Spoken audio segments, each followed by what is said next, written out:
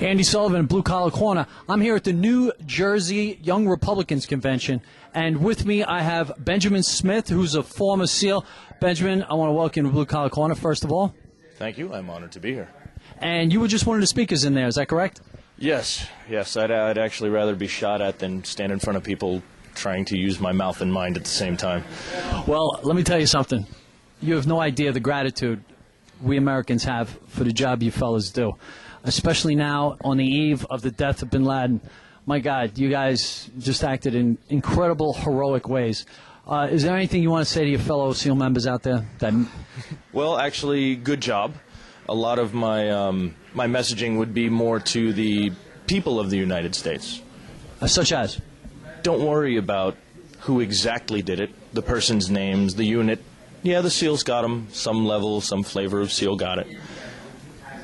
Don't worry about the conversation topics, the drinking, when you're out drinking, who knows more about what SEALs do and stuff like that.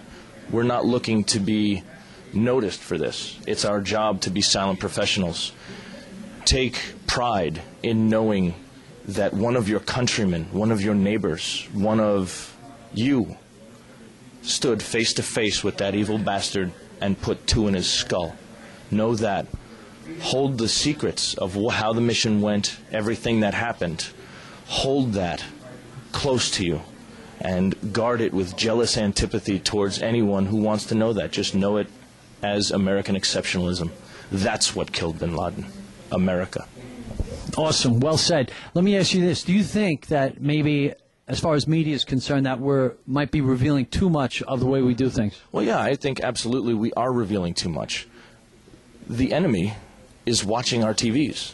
You know, when we're using talking points and sounding cool to each other, like, oh my God, I know what the mission was and stuff like that, that doesn't matter to us. It's not helping the national situation. It actually hurts us. Yes, it does. They're watching. They're learning. The next time we see them, they're going to know how we're coming at them. That's one way we can't use again. So we're tipping them off pretty much, showing them our playbook. Yes. And what did the guy who wrote the cartoons in Sweden, I think it was, that had Muhammad, satirizing him, that guy within the past year had his throat cut in his own living room.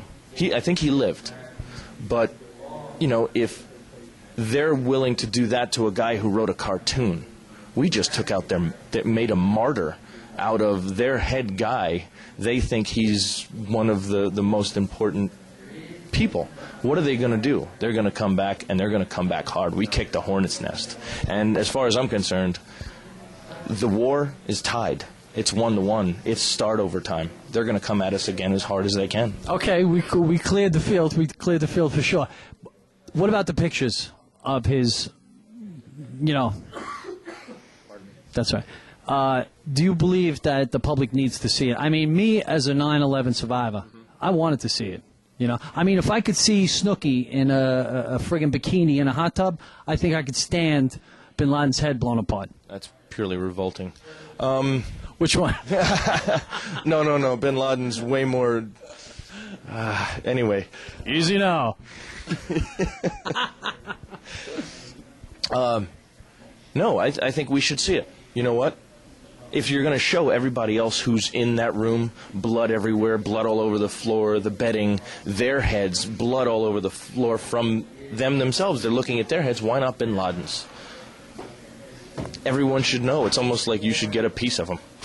Excellent. What do you think about our president and his, we don't keep trophies and we don't do that, we don't spike the football. Meanwhile, as far as I'm concerned, the guy's running around the country doing a touchdown dance. It's like he's taking it all for himself. He's not giving the rest of the country, their due. I think how he handled it could be a little bit different. That's far. Okay. Well, here's something else that is very disturbing to me. Now, the CIA operatives who were in charge of getting all of this critical intel from the three guys that we waterboarded with the enhanced interrogations, those guys right now are being prosecuted by Attorney General Eric Holder. Now, in the wake of all of this, don't you think our president could tell the Attorney General, he doesn't have to make a executive order, but he could say, hey, Eric, you know what? These guys did something incredible. Lay off. You don't have to wreck their careers. I agree. I mean, I think the actionable intelligence derived from it, the training we go, actually, the training we go through in the military, Marines, SEALs, Navy, Army boot camp, the training we go through, waterboarding, it's not as bad as they make it sound. We do stuff to ourselves, our own troops, to teach us how to, be in battle situations, how to, just in case we are captured, how to deal with those types of things. The things they put us through are many, many, many times. Are you married, Ben? No. Okay, then you really haven't experienced torture. But I've heard stories, though. That said, we're just kidding. We're kidding. First of all, I want to give you tremendous thanks. I mean, you've got so many millions of people out there that are just loving you guys, and we don't think it's fair. You deserve much more than what you get. We know you guys hang back in the shadows, and you guys need to be paid way more than you're getting paid. Especially when I see Pelosi getting a paycheck of over $200,000, and she's got a Air Force 2 running around at her beck and call. It makes people like us sick. But what's your next plan for the future? Right now, I have no idea.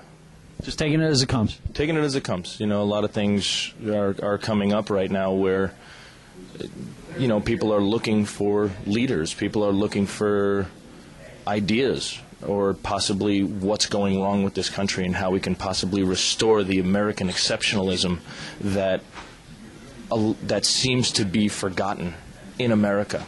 How did it make you feel when Obama was bowing to other world leaders? I was not happy. We do not bow to other countries. I mean, we are America. We are the best in the world. We are that city on the hill. We are, if we're not first, we're last. If we don't go from first to second, how long we've been in control, in power, as a superpower, you don't go from first to second. We're going to go first to not existing anymore. There's a lot of people not happy with us. And on that note, I'm going to end it. Thank you, Andy Blue Collar Corner, and Benjamin Smith, former SEAL. Thank you, Ben. Thank you.